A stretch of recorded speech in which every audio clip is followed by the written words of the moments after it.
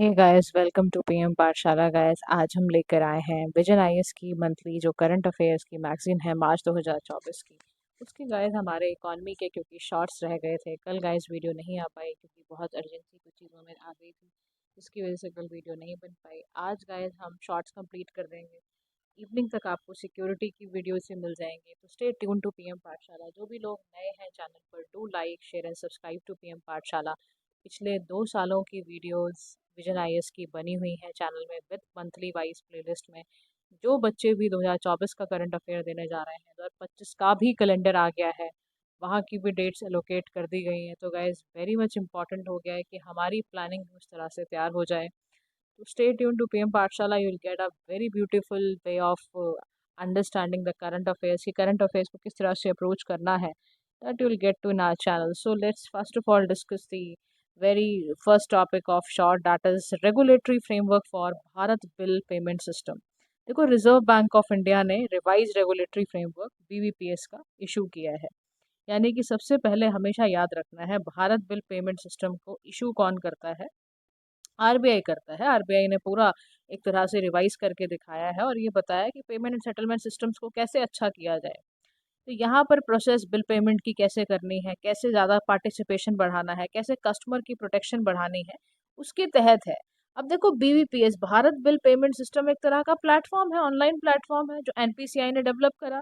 हर तरह की पेमेंट होती है, बिल की payment inter operable network agent के थ्रू ये काम कराया जाता है और इंस्टेंट जनरेशन है, रिसीट पेमेंट मिल जाती है। ये आप समझ लो, ये टीयर स्ट्रक्चर में काम करता है। NPCI Bharat payment bill pay limited है, सेंट्रल यूनिट है। एक आपकी भारत पे बिल ऑपरेटिंग यूनिट है जो ऑपरेटिंग यूनिट्स की तरह काम करती है। जो दोनों ही यूनिट हैं और आपकी जो सेंट्रल यूनिट है वो अल्टीमेटली बिल ऑपरेटिंग यूनिट और कस्टमर यूनिट दोनों ही इस पे काम करती है। देखो, इसको करा ही क्यों जा रहा है? क्योंकि कस्टमर की पार्टिसिपेशन बढ़ानी है, कस्टमर का प्रोटेक्शन बढ़ाना है। अब रेगुलेटरी फ्रेमवर्क क्या लगाया आरबीआई ने, क्या रिवाइज करा है? कह रहा है इनेबल करा है नॉन बैंक पेमेंट एग्रीगेटर्स को कि वो भी आए और ऑपरेटिंग यूनिट में पार्टिसिपेट करें। फिर दूसरा इन्होंने क्या बोला है, रूल्स सेट करे हैं इन्होंने सेंट्रल यूनिट्स के कि पार्टिसिपेशन का क्राइटेरिया क्या होगा, टेक्निकल स्टैंडर्ड क्या होने चाहिए। ऐसे ही डिजिटल फिजिकल इंटरफेस कस्टमर का कैसा देखने में होगा, ऑन बोर्डिंग बिलर्स कैसे रिस्पॉन्सिबल होंगे, वो सारा डिटेल यहाँ पर आपको दिया गया है। ठीक है, तो आरबीआई से रिलेटेड काम करता है। नेक्स्ट आपका एक इंस्ट्रूमेंट से रिलेटेड है, that is prepaid payment instrument. और देखो, ये टॉपिक्स को बिल्कुल भी ना आप ऐसा मत सोचना छोटे छोटे टॉपिक्स हैं क्यों करने हैं। यू नेवर नो कहाँ से क्वेश्चन राइज हो जाए। तो याद रखो, प्रीपेड पेमेंट इंस्ट्रूमेंट क्या है? इसमें आरबीआई ने बैंक्स को, नॉन बैंक्स को अलाउ करा है कि वो पीपीआई रख सकते हैं और इससे पब्लिक ट्रांजिट सर्विसेज को अच्छा करने के लिए करा है। तो पीपीआई क्या है? ऑटोमेटेड फेयर कलेक्शन एप्लीकेशन है, जिसमें कि टोल कलेक्शन, पार्किंग का कलेक्शन सब हो जाता है। अब ये पेमेंट इंस्ट्रूमेंट करेगा क्या? आपको कोई गुड्स एंड सर्विसेज परचेज करनी है, जो भी वैल्यू आपके इंस्ट्रूमेंट में स्टोर होगी उसके तहत आप खरीद लो। मतलब एक तरह का समझ लो, स्मार्ट कार्ड और वॉलेट की तरह काम करता है, इंटरनेट वॉलेट की तरह काम करेगा। इसमें आप पैसा रीलोड करो, कैश विड्रॉ करो, रिफंड करो, जो भी करो, fund transfer will not be permitted. एक चीज ध्यान रखना, while these instrument can be reloaded, cash भी विड्रॉ कर सकते हो, रिफंड भी कर सकते हो, रिफंड और fund transfer will not be permitted. याद रखना, ये चीज ध्यान रखना आप, वो बिल्कुल परमिट नहीं है। कैश लोडिंग के लिमिट आपकी 50,000 पर मंथ का दिया हुआ है, ये ध्यान रखना, 50,000 की इसकी लिमिट होगी। फिर नेक्स्ट आपका टॉपिक आता है, सेबी का बोर्ड मीटिंग कंक्लूड हुई जिसमें मेजर कुछ अप्रूवल्स लिए गए। 204th मीटिंग थी। ठीक है, सेबी ने अनाउंस करा कि beta version optional T+0 settlement लेकर आ रहे हैं ताकि लिमिटेड स्क्रिप्ट्स और ब्रोकर्स को भी मदद मिले। अब T+0 सेटलमेंट क्या होता है? इसमें फंड और सिक्योरिटीज की ट्रांजेक्शन जो होगी वो सेम डे हो जाएगी settle. Presently T+1 settlement cycle market में ऑपरेट होती थी, अब क्या होगा? T+0 होगा। ये क्यों कर रहे हैं? ताकि ease of doing business enhance हो जाए, ताकि जो फॉरेन पोर्टफोलियो इन्वेस्टर है वो ज़्यादा से ज़्यादा मार्केट में पैसा लगाए। एग्जेम्प्ट करा है additional disclosure requirement of FPI holdings, more than 50% अगर इंडियन इक्विटी का है तो एग्जेम्प्ट कर रखा है। रिलैक्स किए हैं टाइमलाइंस। एफपीआई का registration that expire due to non payment of registration fee shall be granted to be reactivated. आप उसको, अगर ऐसा हो गया है तो आप उसको विद इन 30 days वापस से एक्टिवेट करा सकते हो। तो सारे प्रोविजंस लेकर आया। देखो, ये सारा कुछ पता है क्यों करा जा रहा है? ईज ऑफ डूइंग बिजनेस को एनहांस करने के लिए, मार्केट की इन्वेस्टमेंट को एनहांस करने के लिए। तो कह रहे हैं फैसिलिटेट करने के लिए ईज ऑफ डूइंग बिजनेस, ताकि जो कंपनीज आए वो आराम से आईपीओ कर सकें, इनिशियल पब्लिक ऑफरिंग कर सकें, doing away with requirement of 1% security deposit, trust ताकि इन्हांस हो जाए, ऑल्टरनेटिव इन्वेस्टमेंट फंड का, तो प्राइवेटली पूल इन्वेस्टमेंट व्हीकल है, फंड को कलेक्ट करना फॉर पर्पज ऑफ इन्वेस्टिंग, ये सारे काम किए गए हैं। अब देखो दो फर्क समझ लो, बड़े ध्यान से समझना। एक शब्द होता है एफडीआई, फॉरेन डायरेक्ट इन्वेस्टमेंट, और एक होता है एफपीआई। दोनों में अंतर आपको जरूर पता होना चाहिए कि फॉरेन पोर्टफोलियो इन्वेस्टमेंट और फॉरेन डायरेक्ट इन्वेस्टमेंट में क्या फर्क होता है। देखो एफडीआई का मतलब है वो इन्वेस्टमेंट जो व्यक्ति इंडिया में नहीं रहता है, बाहर से पेमेंट कर रहा है, बाहर से पैसा इन्वेस्ट कर रहा है अनलिस्टेड इंडियन कंपनी में 10% या उससे ज़्यादा का, या अगर कर रहा है इक्विटी कैपिटल में भी कर सकता है अगर कोई लिस्टेड इंडियन कंपनी है तो वहाँ पर भी। एफपीआई वो इन्वेस्टमेंट है जहाँ व्यक्ति इंडिया के बाहर तो रहता है लेकिन वो इक्विटी वगैरह खरीदता है, शेयर खरीदता है, डिवेंचर खरीदता है, उसकी जो पेमेंट है, इन्वेस्टमेंट है, वो 10% से कम होनी चाहिए। ये ध्यान रखना आप, एक में 10% ज़्यादा है, एक में 10% कम है, तो ये बिल्कुल आपको पता होना चाहिए एफपीआई और एफडीआई का फ़र्क। अब सेबी कुछ इंडेक्स भी निकालता है, हाँ जी बिल्कुल निकालता है, रेगुलेट करता है मार्केट को, क्योंकि इसका काम है, इंडेक्स प्रोवाइडर निकालता है, ये का मतलब है व्यक्ति who controls the creation, operation and administration of benchmark of an, ताकि ट्रांसपेरेंसी, गवर्नेंस, सिक्योरिटी मार्केट की बढ़ी रहे, इसलिए सेबी को इंडेक्स प्रोवाइडर रेगुलेशन करना पड़ता है। नेक्स्ट आपका एक पोर्टल है पीएम सूरज पोर्टल, ध्यान से सुनना इसके बारे में। पहले पीएम सूरज की फुल फॉर्म सुनो, प्रधानमंत्री सामाजिक उत्थान एवं रोजगार आधारित जन कल्याण, ठीक है। नाम से ही समझ में आ गया होगा आपको कि सामाजिक उत्थान एवं रोजगार आधारित है, यानी पीएम लॉन्च किया गया है वन स्टॉप पीएम सूरज पोर्टल को करने के लिए कि जो भी मार्जिनलाइज सेक्शन है उसको क्रेडिट स्कीम में बांधना। Nodal agency ministry of social justice है। ऑब्जेक्टिव इसका यही है कि जो सोसाइटी का एकदम मार्जिनलाइज बंदा भी है उसको भी क्रेडिट असिस्टेंस मिले, उधार आप उसको दे पाओ, एंटरप्रेन्योर्स की वहाँ कमी ना हो, डिसएडवांटेज सेक्शन भी स्टार्टअप्स वगैरह खोल पाए, तो क्रेडिट सपोर्ट देना है बेसिकली। एलिजिबल व्यक्ति होना चाहिए, इंडिया का हो, फैसिलिटेटेड थ्रू बैंक के थ्रू किया जाएगा, नॉन बैंकिंग फाइनेंशियल इंस्टीट्यूशंस के थ्रू भी करा जा सकता है, तो सारा क्रेडिट सपोर्ट उस एलिजिबल व्यक्ति को दिया जाएगा। नाउ एक प्रोजेक्ट है, प्रोजेक्ट GAIA, सेंट्रल बैंक ने इसको अनवील करा है कि ये बेसिकली प्रोजेक्ट इसीलिए लाया जा रहा है ताकि क्लाइमेट का फिनेंशियल रिस्क पे क्या इवेल्युएशन होता है वो देखना। ये कोलैबोरेशन है bank for international settlement innovation hub का और बैंक ऑफ स्पेन का। आर्टिफिशियल इंटेलिजेंस है, लार्ज लैंग्वेज मॉडल इस्तेमाल किया गया है और ये देखेगा कि क्लाइमेट का हमारी फाइनेंशियल सिस्टम में कितना रिस्क बना हुआ है।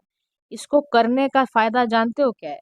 इसका फ़ायदा ये है कि आपको पता पड़ जाएगा कि कार्बन इमिशन कितना हो रहा है, एग्जामिन हो जाएगा, ग्रीन बॉन्ड्स की कितनी ज़रूरत है, ऑप्शनल नेट जीरो कमिटमेंट का डिस्क्लोजर हो जाएगा कि आप 2070 की कसम खा के आए हो, एसडीजी गोल 2030 आने ही वाला है, उसके लिए आपका पता चल जाएगा आप कितना हिले हुए हो और क्या गैप्स है बेसिकली। फिर नेक्स्ट पता चलेगा कि एक्सेसिबिलिटी बढ़ जाएगी, एफिशिएंट डेटा एक्सट्रैक्शन करना, स्केलेबिलिटी, रिलायबिलिटी, ये सब अच्छा हो जाएगा। Now the next topic is about vocal for local initiative, NITI Aayog का प्रोग्राम है ये, ध्यान से सुनना। नीति आयोग ने लोकल ये लॉन्च करा है vocal for local initiative, fostering grass root entrepreneurship और सेल्फ रिलायंस के लिए। अब लॉन्च ये किसके अंडर हुआ है? एस्पिरेशनल ब्लॉक प्रोग्राम के अंदर। इसका काम पता है क्या है? वोकल फॉर लोकल करने का क्या मतलब समझते हो? हम जगाना चाहते हैं सभी के अंदर एक स्पिरिट जिसको कहते हैं सेल्फ रिलायंस की, इसीलिए एस्पिरेशनल ब्लॉक बनाए जा रहे हैं ताकि हमारी ग्रोथ एंड प्रॉस्पेरिटी सस्टेनेबल हो जाए। हमारी लोकल इकोनॉमीज को बूस्ट देने के लिए, हमारे यहाँ एक ड्राइव क्रिएट करने के लिए कि इंक्लूसिव ग्रोथ भी हो सकती है। इसका implementation government e market place करती है, open network for digital commerce करता है। तो आकांक्षा विंडो करके एक सिस्टम है, GMM पोर्टल है, और उस पोर्टल के तहत समझते हो गवर्नमेंट ई मार्केट प्लेस ही है, वहाँ पे शोकस किया हुआ है कि इंडिजिनस लोकल प्रोडक्ट कहाँ पर है, तो ABVP में वहाँ पे पूरा किया हुआ है और एस्पिरेशनल ब्लॉक प्रोग्राम के तहत। तो इसीलिए ना इसमें पूरा लॉन्च आपका समझ लो 2023 में लॉन्च हुआ था, ये नीति आयोग ने किया था सक्सेसफुल डिस्ट्रिक्ट्स के लिए। तो ये करा जाता है ताकि देखो इसका फोकस पूरा का पूरा यही है कि अंडर डेवलप ब्लॉक्स को डेवलप किया जाए। 500 ब्लॉक्स इसमें डाले गए हैं, थीम्स के साथ डाले गए हैं।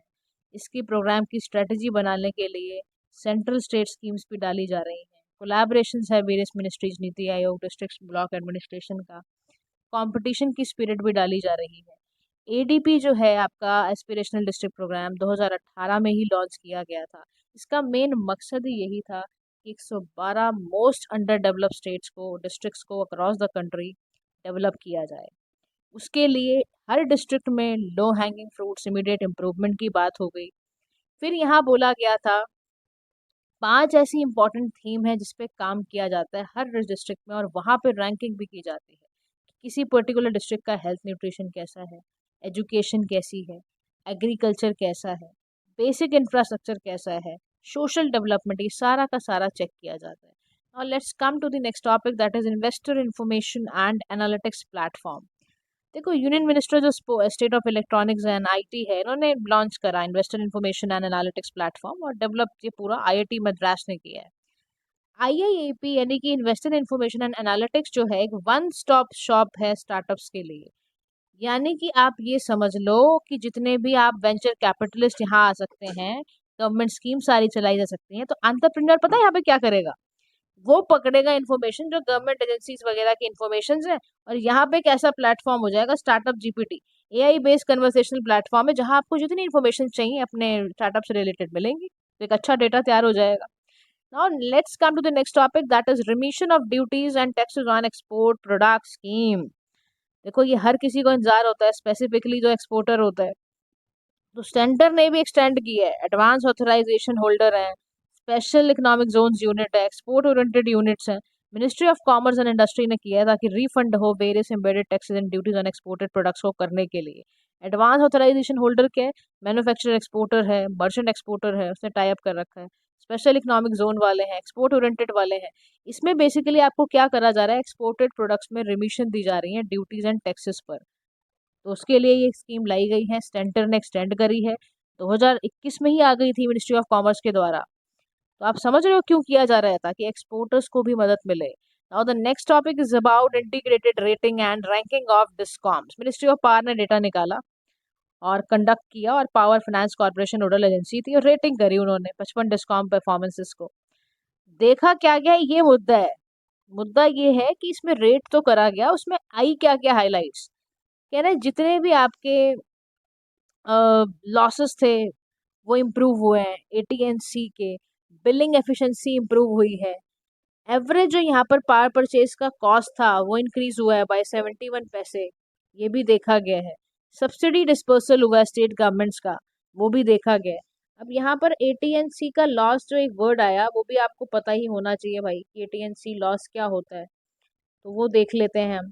अब यहाँ पर ना देखो एक चीज़ और समझना एटीएन लॉस के साथ साथ आप, कि कैसे ये ना एक बेसिकली ये एक फॉर्मेट दिया जाता है, क्योंकि ये चीज़ आपको पता होनी चाहिए कि देखो एटीएसी एंड सी लॉस बेसिकली जो होता है वो डिफरेंस होता है। कस्टमर का जो आपका अमाउंट ऑफ इलेक्ट्रिसिटी है और जो रिसीव हो रहा है उसको डिस्ट्रीब्यूशन कंपनी से, और उस ट्रांसमिशन में उसको कितना मिल रहा है, तो एडजस्टेड कलेक्शन लॉस बेसिकली इसको कहते हैं। तो एग्रीगेट, इसका फुल फॉर्म याद रखना एटीएनसी का, एग्रीगेट टेक्निकल एंड कमर्शियल। ठीक है, ये डिस्कॉम कंपनीज का डिस्ट्रीब्यूशन लॉस दिखाता है कि उन्होंने जितना डिस्ट्रीब्यूट किया उतना पैसा उन्हें मिला कि नहीं मिला, ये सारी बातें। और परफॉर्मेंस का भी इससे पता चलता है कि जो भी डिस्कॉम कंपनीज हैं उनकी जो मेजरमेंट है बेसिकली एक्चुअल परफॉर्मेंस का, पावर डिस्ट्रीब्यूशन कंपनीज का, उनके सिस्टम का कितना टेक्निकल लॉस हुआ, कितना कमर्शियल लॉस हुआ, इनपुट एनर्जी और आउटपुट एनर्जी में कितना फर्क आया, वो सारा मतलब देखो आप बिलिंग की जो कैलकुलेशन होती है ना गाइज, वो इसी से होती है, तो ये ध्यान रखना। ठीक है, now let's come to the next topic, that is e Kisan Upaj Nidhi act of WDRA launched. देखो मिनिस्ट्री ऑफ कंज्यूमर अफेयर्स ने, फूड एंड पब्लिक डिस्ट्रीब्यूशन ने ई किसान उपज निधि करके एक गेटवे तैयार करा है। इनिशिएटिव है warehousing development regulatory authority का। इसका काम पता है क्या है? कस्टमर्स को, फार्मर्स को फैसिलिटेट करना, पोस्ट हार्वेस्ट लोन्स देना बैंक्स को अगेंस्ट देयर स्टॉक्स जो भी स्टोर्ड है। लोन्स कब प्रोवाइड किए जाते हैं? लोन्स दिए जाते हैं इलेक्ट्रॉनिक नेगोशिएबल वेयरहाउस रिसीट के तहत, अगर वो है आपके पास तो लोन्स दिए जाएंगे। अब डब्ल्यूडीआरए 2010 में आता है, डब्ल्यूडीआरए एक्ट के तहत नेगोशिएबल वेयरहाउस रिसीट सिस्टम है। सभी कमोडिटीज को रजिस्टर कराना होता है आपको रजिस्टर वेयरहाउस में। प्राइम टूल है ट्रेड करने का, फैसिलिटेट करने का। आप इससे अपने लेंडिंग पोर्टफोलियो को अच्छा कर सकते हो, स्टैंडर्डाइज कर सकते हो। FCI, NAFED, national horticulture board, इस सब कुछ इशू करा हुआ है। वेयर हाउस रिसीट्स क्या होती है? एक्नॉलेजमेंट है, रिटर्न इलेक्ट्रॉनिक फॉर्म में इशू करा गया है। रिसीट है storage of goods not owned by the warehouse man. ये ई डब्ल्यू आर लॉन्च कब हुआ? 2017 में हुआ। ये सारा डेटा ऐसे लिखा हुआ है। Now the next topic is about grid controller of India limited के बारे में ये टॉपिक है।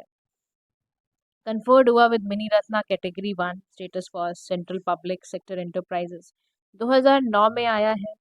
ये ओवरसी करता है operation of Indian power system.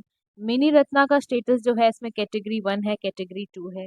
Category 1 का मतलब है कि जो भी आपके सेंट्रल पब्लिक सेक्टर एंटरप्राइजेस हैं वो कॉन्टिन्यूस प्रॉफिट में अगर लास्ट 3 ईयर्स से हैं तो वो कैटेगरी 1 में आएंगी, यानी कि प्रीटेक्स प्रॉफिट उनका 30 करोड़ से ज़्यादा का है तो मिलेगा। कैटेगरी 2 में वो है जो लास्ट 3 मंथ से बहुत अच्छा मेड प्रॉफिट कर रही है, उनकी नेटवर्थ पॉजिटिव है। एक इलेक्ट्रिकल ग्रिड होता है, इंट्रिकेट सिस्टम है जिससे इलेक्ट्रिसिटी जनरेशन कस्टमर्स को कितना मिला। इसमें काउंटलेस कॉम्प्लेक्स आपका 3 मेन सेक्शंस में किया जाता है कि electricity generation, transmission, distribution, that is called electrical grid. तो ग्रिड में 3 चीजें आती हैं, क्या? इलेक्ट्रिसिटी कितनी जनरेट हुई है, ट्रांसमिट कितनी गई है और डिस्ट्रीब्यूट कितनी करी गई है। Now the next topic is about India Tax Launch। देखो इंडिया टैक्स लॉन्च का फुल फॉर्म समझ लो पहले। Innovative business practices and economic model textile value chain in India. Bharat tax 2024 इसको लॉन्च करता है। One of the largest ever global textile event India में launch किया गया। 4 सालों के लिए है, 2023 से 27 तक। यूएनईपी का प्रोजेक्ट है, स्ट्रैटेजिक लीडरशिप मिल पाए, कोलैबोरेशन मिल पाए, इसलिए करा गया है। ऑब्जेक्टिव यही है कि इंडिया के टेक्सटाइल को हम चाहते हैं वर्ल्ड लेवल पर एक पॉपुलैरिटी मिले, सर्कुलैरिटी मिले, और इसके लिए मिनिस्ट्री ऑफ टेक्सटाइल ने इम्प्लीमेंटेशन एजेंसी बनी है। डेनमार्क की मिनिस्ट्री ने भी इसमें फंड डाले हैं। तो इसमें 3 कॉन्सेप्ट हैं, इको इनोवेशन तैयार करना, प्रोडक्ट एनवायरमेंटल फुटप्रिंट, सर्कुलेटरी। ये सारा करा गया है ताकि क्या हो, स्मॉल मीडियम एंटरप्राइजेस के लोगों को गाइड करना है कैसे कैसे इन्वायरमेंट को बिना नुकसान पहुंचाए सर्कुलेट करना है। प्रोडक्ट की इन्वायरमेंटल फुटप्रिंट्स का मतलब है लाइफ साइकिल उसकी अच्छी हो जाए, रिड्यूस रीयूज रिवर्बिश, ये सारी चीज़ें ठीक हो जाए। अब इंडिया को इससे बेनिफिट पता है क्या है? टेक्सटाइल सेक्टर का कॉम्पिटिटिवनेस एंड मार्केट एक्सेस बढ़ता है, सर्कुलर बिजनेस मॉडल बढ़ता है, एड्रेस होता है ओवर कंजम्पशन, ओवर प्रोडक्शन खत्म होगा, हैजार्डस केमिकल्स को कैसे दूर करना है वो भी खत्म होगा, right? Now the next topic is about World Economic Forum C4IR inaugurated at Hyderabad. अब क्वेश्चन पेपर पूछ लेगा। जो फोर्थ इंडस्ट्रियल रिवोल्यूशन है वो इनॉग्रेट हैदराबाद में हुई, किसने की? वर्ल्ड इकोनॉमिक फोरम ने। वर्ल्ड की पहली थीमेटिक सेंटर है जो health care and life sciences पे काम करती है। 21st एडिशन है बायो एशिया 2024 का। तो यहाँ पर कह रहा है बायो एशिया एडिशन है किसका? Premier life science and health care forum का एशिया में। तो हार्नीस क्या करता है? कह रहा है पोटेंशियल टेक्नोलॉजिकल प्रोग्रेस चेक करता है। तो 4AIR क्या है? इंडस्ट्रियल रिवोल्यूशन है जो हमारी सारी ही चीज़ों को, manufacturing, artificial intelligence, internet of things को आगे बढ़ा देगा। हमारे पास अब स्मार्ट फैक्ट्रीज हो जाएंगी जो फुल्ली साइबर फिजिकल सिस्टम के साथ कनेक्ट हो जाएंगी। यानी कि इसमें health care and life sciences की बात की जाए तो मॉनिटरिंग, रिकॉर्डिंग, विजुअलाइजेशन होएगा, एविडेंस बेस्ड केयर होएगी, हेल्थ प्रोफाइलिंग, क्लिनिकल रजिस्ट्री बनेगी, प्रिसिशन मेडिसिन होंगी, टारगेटेड ड्रग डिलीवरी होएगी। चैलेंज पता है क्या है इसमें? Fragmented and siloed patient information, skills की कमी होना, प्राइवेसी कंसर्न होना। तो अर्लियर C4IR इंडिया सेंटर जो था वो महाराष्ट्र में खुला and it is coordinated by NITI Aayog. तो 4 इंडस्ट्रियल रिवोल्यूशन में क्या क्या है याद रखो। जब पहली बार इनोवेशन हुआ तो स्टीम बना, वाटर पावर बना। सेकेंड बार हुआ तो मास प्रोडक्शन इलेक्ट्रिसिटी हुआ। तीसरी बार रिवोल्यूशन आया, electronics and IT system automation आया। फोर्थ बारी तो अब साइबर फिजिकल सिस्टम है, हमारा AI, machine learning and all that. Next topic is about Sabroom land port. PM ने इनॉग्रेट करा है, कहाँ पर है? त्रिपुरा में है, long off India Bangladesh international border. ये कनेक्टेड है Chittagong port of Bangladesh and हमारा मैत्री ब्रिज है रिवर फेनी पे, तो बड़ा इंपॉर्टेंट है सबरूम लैंड पोर्ट। इससे क्या होगा, हमारे पैसेंजर्स, कार्गो इंडिया बांग्लादेश के आराम से मूव कर पाएंगे। लैंड पोर्ट है, इंटरनेशनल बॉर्डर के पास है, तो हाईवे मिल जाएगा, स्टेट हाईवेज मिल जाएंगे, लैंड कस्टम वगैरह, चेक पोस्ट वगैरह होएगा। तो ऑब्वियसली मतलब पैसेंजर्स एंड गुड्स दोनों के लिए अच्छा है। करेंटली हमारे पास 11 लैंड पोर्ट्स हैं जो इंडिया में आज हैं, excluding SLP। Next topic is about Sudarshan Setu. Prime minister Modi ने इसको किया, गल्फ ऑफ कच्छ में इनॉग्रेट करा है। सुदर्शन सेतु को सिग्नेचर ब्रिज भी कहते हैं, इंडिया का लॉन्गेस्ट केबल स्टेड ब्रिज है। सोलर पैनल लगाए गए हैं, फुटपाथ वगैरह ये सब पूरे पोर्शन में। 4 लेन ब्रिज है, कनेक्ट करता है ओखा मेनलैंड को आपके द्वारका वाले आइलैंड से गुजरात में। ट्रांसपोर्ट सिस्टम को अच्छा करेगा, डिवोटिस का टाइम कम करेगा द्वारका से बेती द्वारका तक जाने में। फुटपाथ से don with versus from Bhagavad Gita से लिया गया और images of Lord Krishna both sides पे लगाई गई हैं, ठीक है। Last topic of the day of economy shorts वाला इस सेला टनल। पीएम मोदी ने अगेन इसको स्ट्रेटेजिकली इंपॉर्टेंट, क्योंकि सेला टनल कहाँ पर है, अरुणाचल प्रदेश में है, स्ट्रेटेजिकली बेहद इंपॉर्टेंट है, अरुणाचल प्रदेश में है। कंस्ट्रक्ट किया गया है, रोड कनेक्टिविटी दी गई है तेजपुर असम से तवांग अरुणाचल प्रदेश में by border road organisation. New Australian tunnelling method के तहत इसको कंस्ट्रक्ट किया गया है, ये भी ध्यान रखना। इसका मतलब है कैसा मेथड, जहां आप टनल को स्टेबलाइज कर रहे हो उसके पैरामीटर को, और concrete spray with the help के हेल्प से क्या करो, रेगुलर मॉनिटरिंग ताकि हो पाए और आप ये चेक कर पाओ कि टनल में कितनी स्टेबिलिटी है। और वर्ल्ड का आपको जानकर बड़ी खुशी होगी, वर्ल्ड का लॉन्गेस्ट बाई लेन टनल है 1.5 किलोमीटर्स का, जो ऑल वेदर कनेक्टिविटी में चल सकता है। इसका एल्टीट्यूड 13,000 फीट से भी ज़्यादा है। तो याद रखना, सेला tunnel is in Arunachal Pradesh, ठीक है।